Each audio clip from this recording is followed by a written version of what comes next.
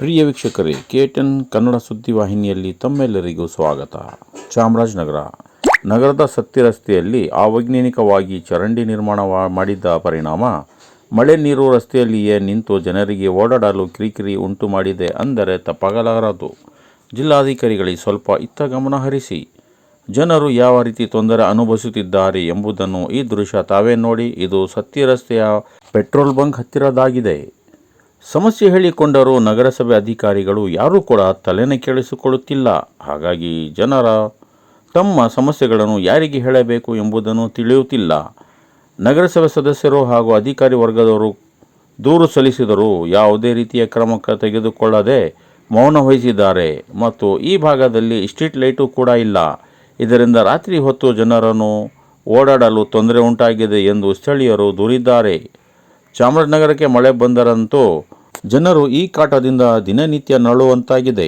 ಇದನ್ನು ತಪ್ಪಿಸಬೇಕು ಎಂದು ಜಿಲ್ಲಾಧಿಕಾರಿಗಳಲ್ಲಿ ಮನವಿ ಮಾಡಿಕೊಂಡಿದ್ದಾರೆ ಸ್ಥಳೀಯರು.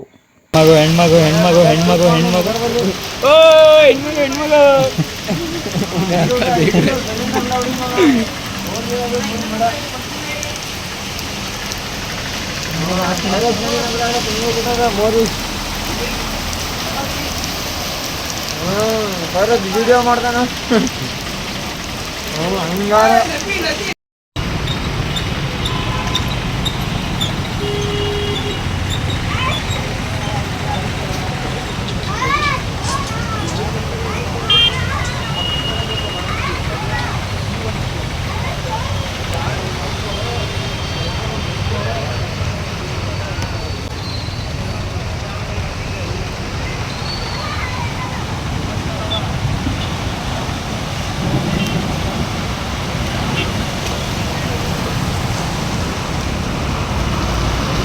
देखो चालाक है ना,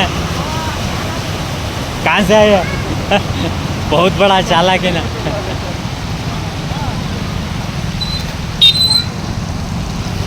ओ चालाक है यहाँ से आ रही. नड़ी नड़ी नड़ी ಈ ಕಡೆ